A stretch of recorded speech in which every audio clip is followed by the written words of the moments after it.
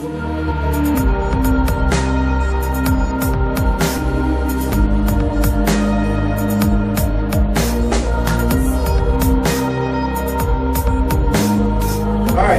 lesson is called Go and Sin No More.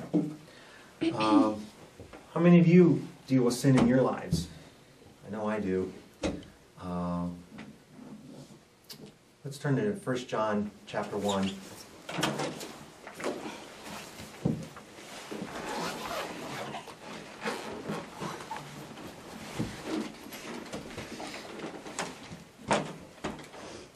First John chapter 1 and verse 8. If we say that we have no sin, we deceive ourselves, and the truth is not in us. So right off the bat, we gotta acknowledge this. We gotta realize that we do sin. The Pharisees. The Pharisees were the rulers in the synagogues, and they didn't think that they sinned. Let's turn to Matthew chapter 23.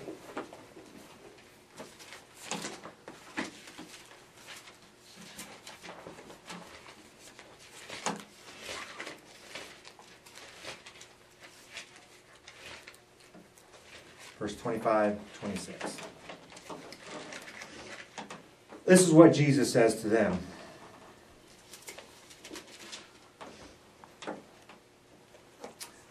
Thou blind Pharisees, cleanse first that which is within the cup and the platter, that the outside of them may be clean also. They worried about what they look like. They worried about what people think of them, you know. They cleaned the outside of their cup, but inside it was dirty. You know, they didn't think they had any sin.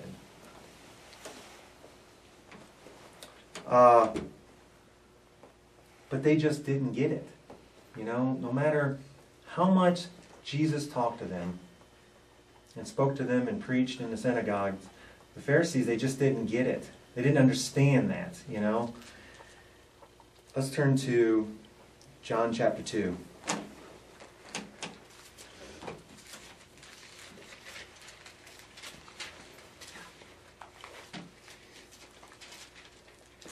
We'll start in verse 18.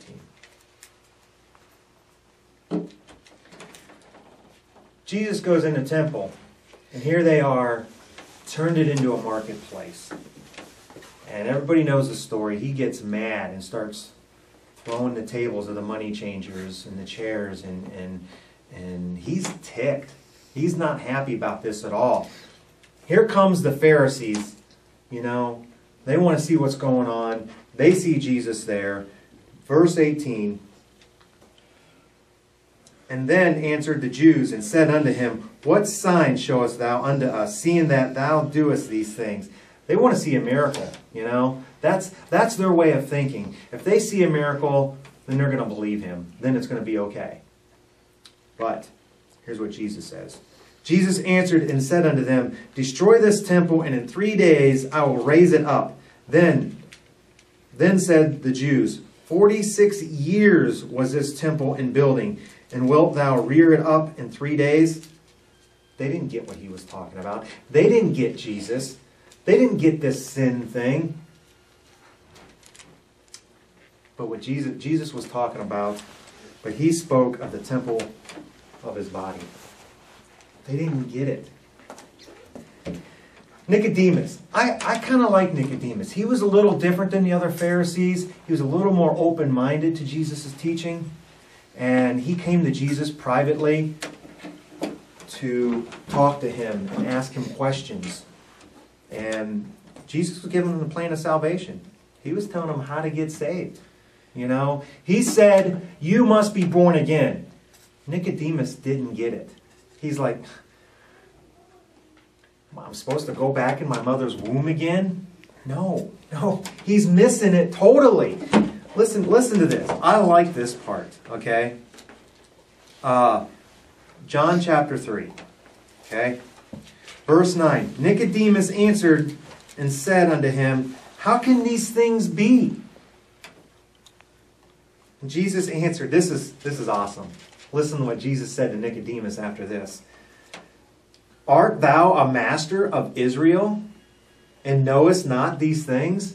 The Pharisees, they just didn't get it. You know, they were schooled in the law. You know, they had scrolls, you know, that they had access to.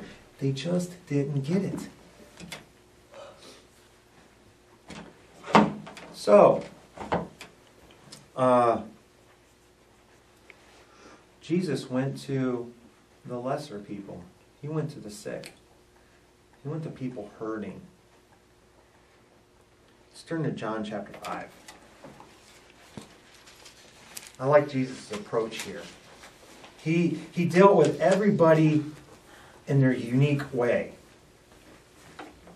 Actually, this is kind of funny. I like this. John chapter 5, verse 5. A certain man there, which had an infirmity 38 years, when Jesus saw him lying there, and knew that he had been a long time, in that case he said unto him, Wilt thou be made whole? So in other words, he said, Sir, do you want to get better? I'm sure he's like, give me a second. No, of course he wanted to get well. You know, duh. But there was a reason why he asked them that. You know. So next, the impotent man answered him, Sir, I have no man when the water is troubled to be put into the pool. Here they are at the pool of Bethesda, right? There's a certain time where the angels would come down and stir the water and people would be cleansed of their disease. This is where we're at. And this is the man, he was so crippled that he couldn't even, he didn't even have someone to help get him to the pool in time. But while I am coming, another steppeth down in front of me. And Jesus said unto him, Rise, take up thy bed and walk. And immediately the man was made whole and took up his bed and walked. All right, the important thing here is Jesus healed the man, right? Why do you suppose he healed him? He wanted him to see Jesus' ability and see something great in Jesus, all right? He wanted to know that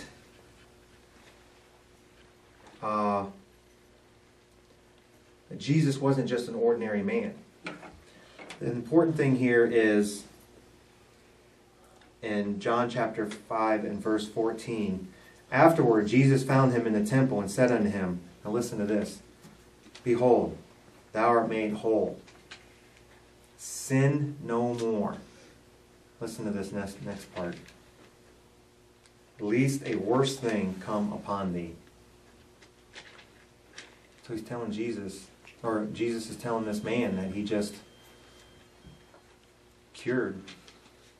Don't sin anymore. Don't sin anymore, or something else might happen. You know, go and sin no more. John chapter 8.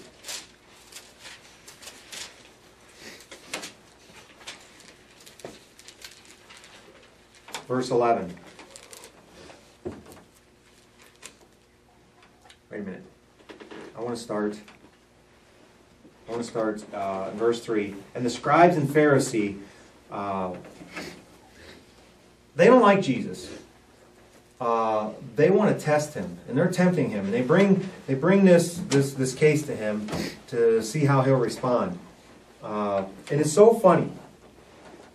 The scribes and Pharisees brought to him a woman taken in adultery, and when they had set her in the midst, they said unto him, Master. I found that kind of funny that here they despise Jesus. They don't like him. They still call him Master. They call him Rabbi or Teacher. And yet they want to destroy him. Just want to add that in there. They said unto him, Master, this woman was taken in adultery in the very act. Now Moses' law commanded us that such should be stoned. But what sayest thou? Jesus kind of ignored him. He was writing in the sand a little bit. You know. And they continued to ask him. because he was ignoring him. Verse 6, it says that. Listen to this. He that is without sin among you, let him first cast the stone at her. All right, so he challenges the crowd who wants to stone this woman to death, right? He says, any of you who have never sinned in your life, go ahead, throw that stone. Do it. We read on, and again he stooped down, wrote in the ground, and they which heard it, being convicted by their own conscience, went out one by one, being at the eldest, even unto the last. And Jesus was left alone, standing with the woman. They couldn't do it. They knew that they had their own faults that they did wrong. No matter how big or small it was, they knew that they weren't without sin. These people in the crowd. This is what Jesus says to the woman. Woman, where are thine accusers? Hath no man condemned thee? She said, no man, Lord. And Jesus said unto her, neither do I condemn thee. What's he say next? Go and sin no more. We all have sin in our lives. We all struggle with this. Not one of us is separate from this. We all struggle with this. You shouldn't be ashamed of it, You just need to continually strive to do better, to sin less and less. Let's turn to Romans chapter 7.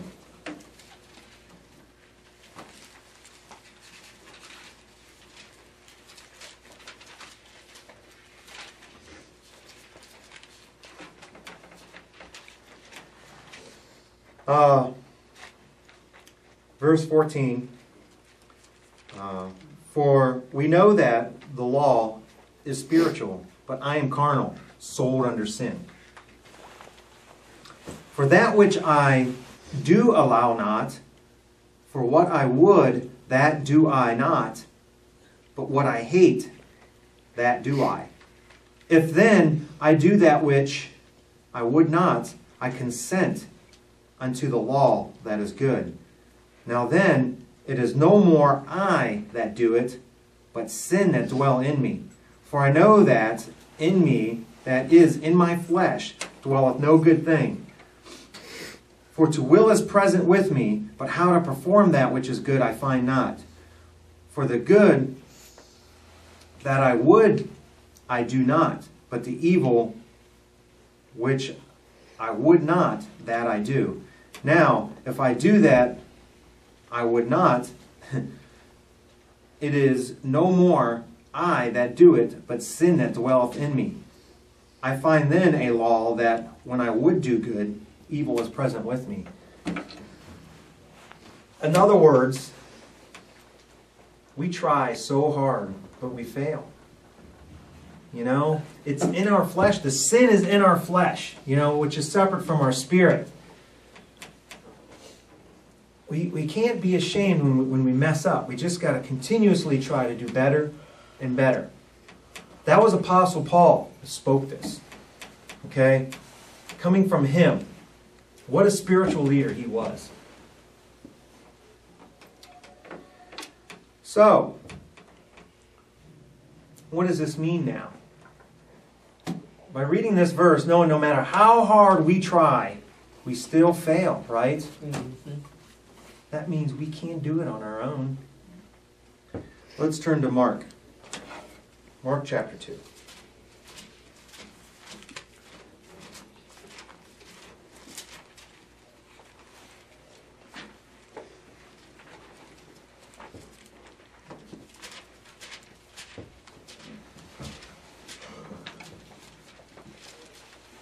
Verse 16.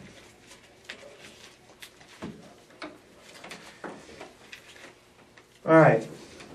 Jesus is hanging out at his house with the disciples, and a bunch of what the Bible describes as publicans and sinners. All right? And the scribes and the Pharisees, they don't like it. Once again, they're going to try and trap him.